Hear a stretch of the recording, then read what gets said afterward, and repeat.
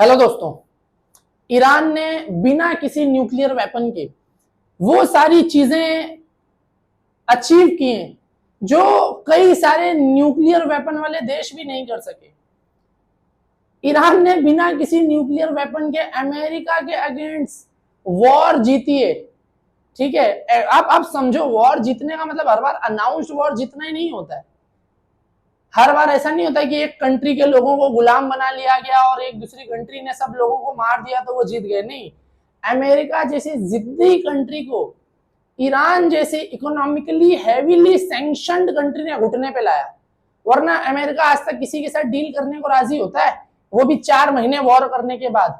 America ने हर possible कोशिश की थी ईरान को घुटने पे लाने की, लेकिन खुद घुटने पे आया।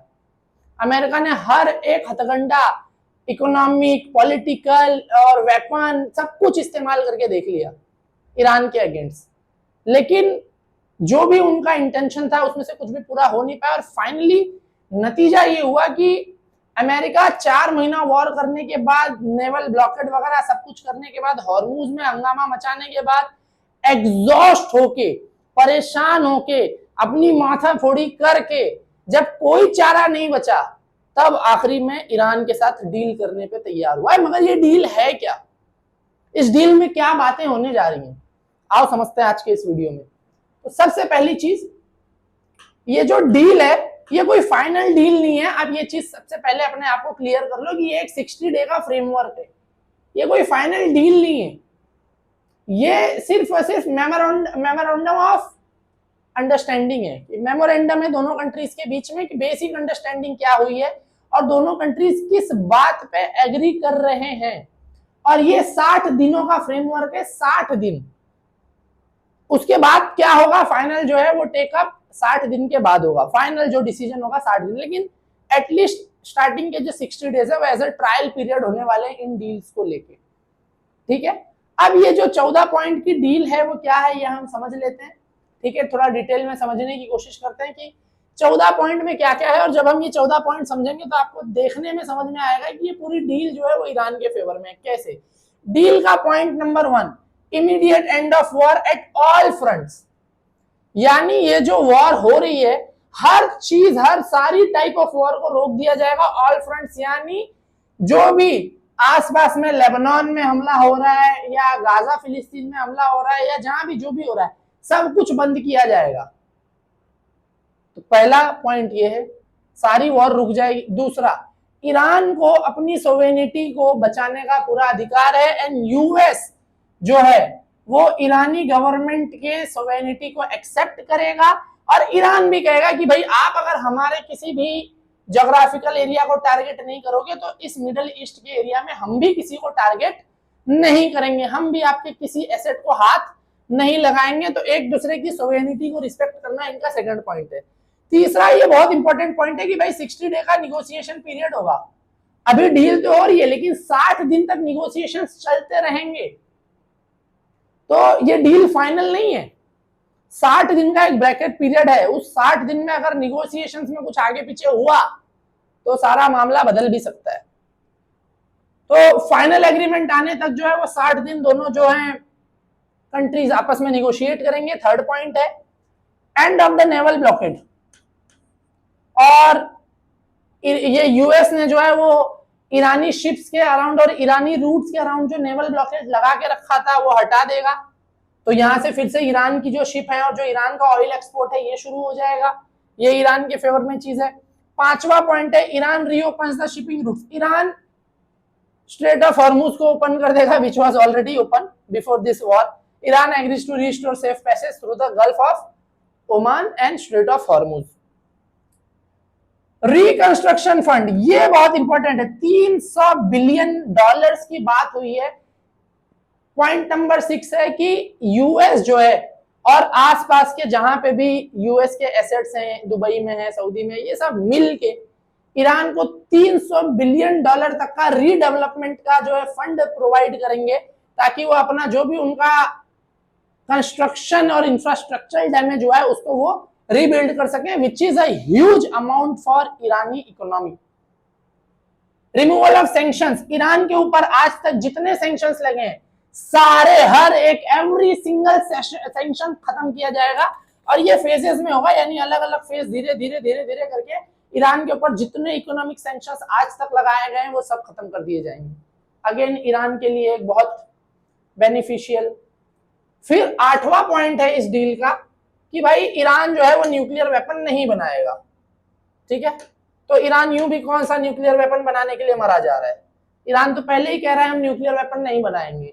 उनके जो सुप्रीम लीडर है उन्होंने तो फतवा जारी कर रखा है कि भैया हमने जो है वो न्यूक्लियर वेपन नहीं बनाना है, मास डिस्ट्रक्शन का कोई भी वेपन हम नहीं बनाएंगे, ये अगेंस्ट ह्यूमैनिटी है। तो वो तो सामने से कह रहे हैं, तो ये एज सच कोई जो है वो अमेरिका के लिए विन समझ में आता नहीं। वो ईरान यूं भी बनाने वाला था नहीं, वो अपने यूरेनियम एनरिचमेंट का जो भी इस्तेमाल कर रहे थे। ठीक है, न्यूक्लियर स्टेटस क्यों, यानी ईरान जो है वो पब्लिकली ये वो बोल रहा है कि भाई अभी का जो हमारा यूरेनियम एनरिचमेंट है इसको हम किसी को हैंड ओवर नहीं कर रहे हैं। फिलहाल हम अपने यूरेनियम का जो भी यूज कर रहे हैं वो हम करते रहेंगे, हम अपने मेडिकल पर्पस के लिए करेंगे, रिसर्च पर्पस के लिए करेंगे, इलेक्ट्रिसिटी और एनर्जी जनरेशन के लिए करेंगे, वो करते हैं। हम अपने पीसफुल पर्पस के लिए अपने यूरेनियम को एनरिच करते रहेंगे, उसमें किसी को कोई दिक्कत नहीं होनी चाहिए। ये पॉइंट 9 है। तो ईरान से उनकी जो न्यूक्लियर कैपेबिलिटीज हैं वो छिनने नहीं वाली, प्लस वो सामने से पब्लिकली कह रहे हैं कि हम कोई न्यूक्लियर वेपन बनाएंगे भी नहीं। तो करंट ईरान के न्यूक्लियर प्रोग्राम पे कोई डैमेज नहीं आने वाला है,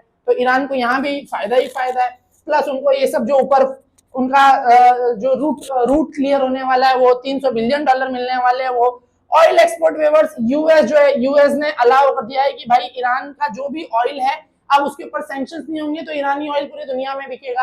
अगेन ईरान की इकोनॉमी को फायदा। ईरान के जितने भी एसेट्स को यूएस ने फ्रोज कर दिया है, जमा कर दिया, फ्रीज कर दिया है, उनको यूएस रिलीज करेगा, जो कि पता नहीं कितने बिलियंस ऑफ डॉलर्स में है। तो अगेन ईरान की जो है ये इकोनॉमी को और फायदा।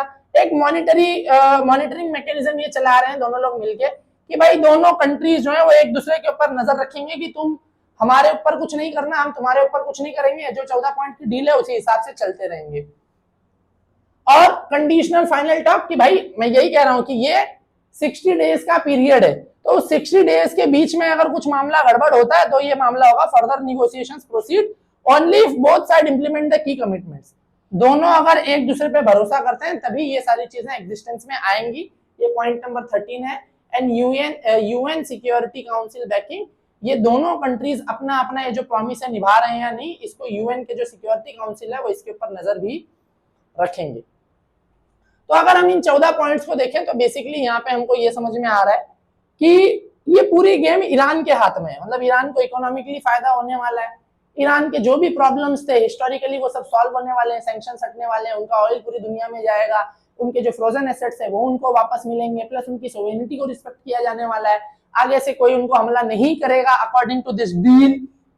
प्लस उनका जो यूरेनियम एनरिचमेंट का प्लान जैसे था ऐसा ही रहेगा, उसमें भी कोई चेंज नहीं आने वाला है। ईरान की बाकी जो यूरेनियम का प्रॉब्लम है, मिसाइल का तो है नहीं, तो वो अपनी मिसाइल प्रोग्राम को और मिसाइल टेक्नोलॉजी को एडवांसमेंट करते रहेंगे, तो ये भी उनका चलता रहेगा। तो अगर हम यहाँ देखें तो ईरान इकोनॉमिकली पूरी विन विन सिचुएशन में है। सैंक्शंस गए, फ्रोजन एसेट्स मिले, ऑयल एक्सपोर्ट होना शुरू हो गया, $300 बिलियन की जो है वो रिकंस्ट्रक्शन फंड मिला, इंटरनेशनल लेजिटिमिटी मिली, इकोनॉमिक ग्रोथ होगा, रिजीम भी सर्वाइव होगा। ये जो यूएस और इजराइल ने मिलकर जिस पॉइंट पे ये सारा तामझाम शुरू किया था, रिजीम चेंज, उसको कुछ हुआ ही नहीं, जो जैसा था वैसा ही रहेगा सारा कुछ ईरान में। मिसाइल बनती रहेंगी, वेपन बनते रहेंगे और उनका रिजीम वही रहेगा, उनकी सोवेनिटी को रिस्पेक्ट होगा, प्लस उनके फ्रोजन एसेट्स मिलेंगे, $300 बिलियन मिलेगा और उनका जो है वो यूरेनियम एनरिचमेंट जैसा था वैसा ही रहेगा। हाँ, सिर्फ एक प्रॉमिस करना है कि भाई न्यूक्लियर वेपन नहीं बनाएंगे, वो तो पहले से कर रहे हैं। तो उनका ऐसा कुछ गया नहीं, विन विन सिचुएशन, कुछ लॉस नहीं हुआ, सब आया ही आया है। अब अगर हम यूएस की बात करें तो ये यूएस का एक फायदा ये होने वाला है कि भाई स्ट्रेट ऑफ हॉर्मुज ओपन हो जाएगा, वो तो वहां से पहले ओपन ही था, तो यूएस को इससे कोई वो बंद हुआ यूएस की वजह से, यूएस को यहाँ कोई बेनिफिट मिला नहीं। दूसरा, रिस्क ऑफ रीजनल वॉर, यानी ईरान के आसपास जो रीजन है उनमें कोई वॉर नहीं होगी, इससे यूएस का क्या फायदा होने वाला है? मत मिडिल ईस्ट में ना हो और अच्छी बात है, सबका फायदा है। और अगर मिडिल ईस्ट में वॉर ना होगी तो ईरान का भी तो ज्यादा बेनिफिट है और आसपास की सारी कंट्रीज का बेनिफिट है। अगेन ईरान के लिए ये भी एक प्लस पॉइंट है। हाँ, यूएस के ऊपर अब ऑयल मार्केट्स का प्रेशर थोड़ा कम हो जाएगा, तो वो ऑयल मार्केट का प्रेशर लाया किसने था? खुद यूएस ने। ठीक है, और ये कह रहे हैं कि ईरान का जो न्यूक्लियर प्रोग्राम है उसको लेके एक फ्यूचर टॉक अभी चलती रहेगी, एक गेट ओपन हो जाएगा कि वो फ्यूचर में कभी भी न्यूक्लियर वेपन ना बनाए। तो ईरान तो पहले से कह रहा है हम न्यूक्लियर वेपन ना बनाएंगे। यही तो मैं बोल रहा हूँ कि ईरान के लिए तो ये विन विन सिचुएशन इसलिए क्योंकि ईरान कोई नई कमिटमेंट कर ही नहीं रहा है, कोई न्यू कमिटमेंट नहीं, जो जैसा था वो वैसा ही रहेगा, प्लस सारा माल आने दो, पैसा आने दो, बिजनेस चलने दो, ऑयल सप्लाई पूरी दुनिया में होने दो, सैंक्शन हटने दो, फायदा ही फायदा। यूएस को कुछ भी नहीं मिलने वाला है इस डील में, कुछ भी बेनिफिट नहीं होने वाला है। जो बेसिक झमेला उन्होंने अपने सर पे पाला था बस वो झमेला गया, जेब से पैसा गया, ईरान के ऊपर जो सैंक्शंस थे वो सैंक्शंस भी हटाने पड़ रहे हैं, सब कुछ। आप इमेजिन करके देखो कि एक बिना न्यूक्लियर वेपन वाली कंट्री ने दो न्यूक्लियर वेपन वाली कंट्रीज को घुटने पे लाया है। किस चीज से? सिर्फ अपनी वॉर स्ट्रेटेजी से, सिर्फ और सिर्फ वॉर स्ट्रेटेजी से, एसिमेट्रिक वॉरफेयर, ओनली स्ट्रेटेजी। और ये घुटनों पे आके 14 पॉइंट्स के डील साइन करने जा रहे हैं। वो लोग जो हिस्ट्री में कभी वॉर सिचुएशन के बाद किसी से डील नहीं किए, वॉर सिचुएशन के बाद आर या पार की जंग की कि नहीं ये तो सब कुछ खत्म होगा, आप पॉलिटिकल जो है ना वो पूरा डिस्टर्बेंस ला देते हैं और वहां के लीडर्स को खत्म कर देते हैं, सब कुछ अपने हाथ में लेके ही मानते हैं। यहां पे तेल लूटने आए थे, खुद ही लूट गए, $300 बिलियन दे के जाना पड़ रहा है। ये मिडल ईस्ट में स्टेबिलिटी आ जाएगी तो इसमें यूएस का क्या फायदा है? मिडल ईस्ट में तो खुद ईरान है, तो मिडल ईस्ट में स्टेबिलिटी आएगी, वो भी ईरान के लिए फायदा है। तो देखने में यूएस को जो फायदे हो रहे हैं वो फायदे भी एक्चुअली ईरान के ही है, ईरान के लिए विन विन सिचुएशन है।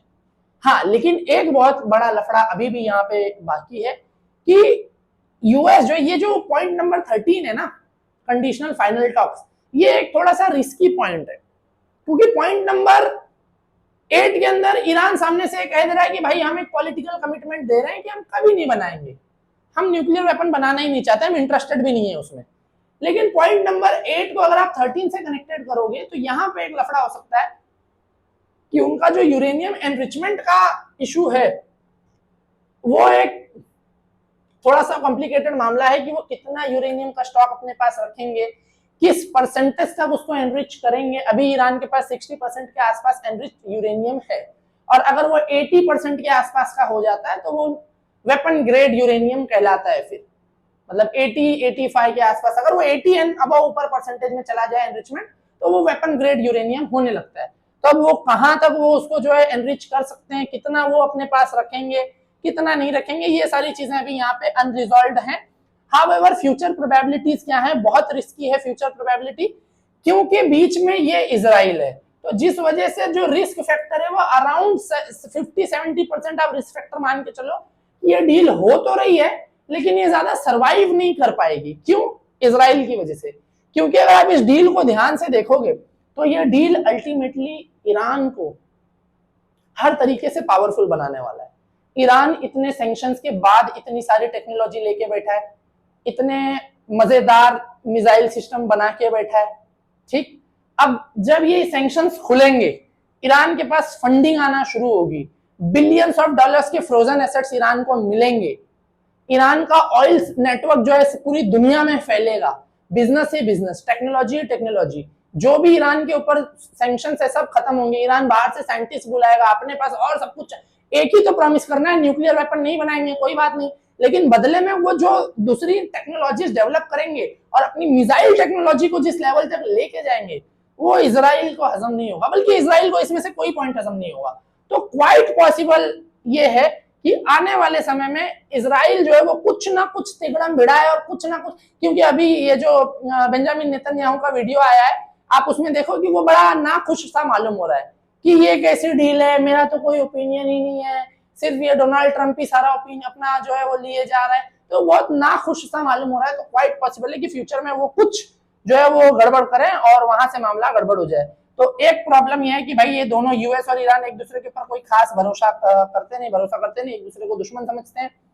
इनका एनरिचमेंट को लेकर लफड़ा है ही है, ये जो मैं बोल रहा हूँ, ठीक है। यहाँ पे अपनी आपस में इनकी कुछ पॉलिटिक्स का कोई सीन हो सकता है और वेरिफिकेशन का प्रॉब्लम होगा, क्योंकि ये लोग जो भी ये डील कर रहे हैं, बोल रहे हैं, ये सब अभी जो है वो ऑन पेपर है, इंप्लीमेंट नहीं हुआ। इंप्लीमेंट के लिए अभी 60 डे का परफॉर्मेंस है, 60 डे फ्रेमवर्क के बाद ही सब कुछ फाइनल होगा।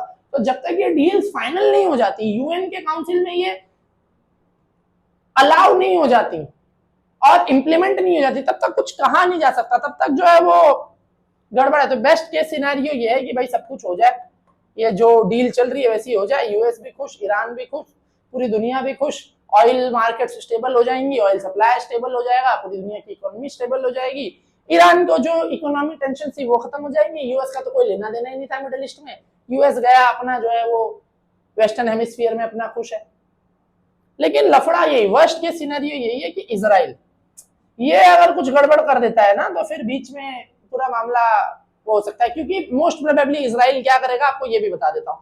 जो पहली कंडीशन है कि immediate end of war at all fronts, यानी लेबनान पे वॉर नहीं होगी, ना ईरान पे हमला होगा, ना लेबनान पे हमला होगा, ना फिलिस्तीन और गाजा पे हमला होगा, ये जो कंडीशंस डाली गई है स्पेशली लेबनान पे, तो इजराइल क्या करेगा, इजराइल सिंपली जाके लेबनान पे हमला कर देगा। अब उससे होगा क्या कि ईरान बोलेगा कि भाई ये क्या बेवकूफी, आपने यार पहली ही कंडीशन तोड़ दी, और उसके बाद ईरान बोलेगा कि भाई अब देखो फिर ये तुम गड़बड़ कर रहे हो, और फिर वो वापस से वॉर वगैरह शुरू हो जाएगी।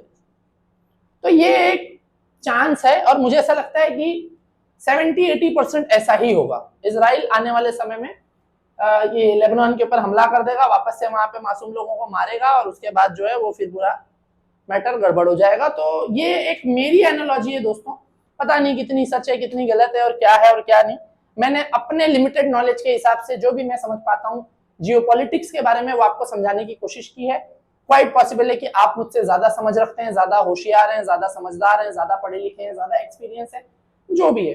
तो अगर आपको वीडियो से कुछ भी सीखने को मिला, कोई भी नई बात पता चली, कोई भी नया पॉइंट ऑफ व्यू आपको समझ में आया, तो वीडियो को लाइक जरूर करना, फ्रेंड्स के साथ, फैमिली के साथ शेयर कर दो, ताकि उन्हें भी इस तरीके की जियोपॉलिटिकल एनालॉजीज कैसे की जाती हैं और कैसे एनालिसिस किया जाता है, ये चीजें सीखने का मौका मिले। इसी तरीके की शॉर्ट वीडियोस देखने के लिए मुझे इंस्टाग्राम पे भी फॉलो कर सकते हैं। मिलते हैं नेक्स्ट वीडियो में, फिलहाल के लिए गुड बाय।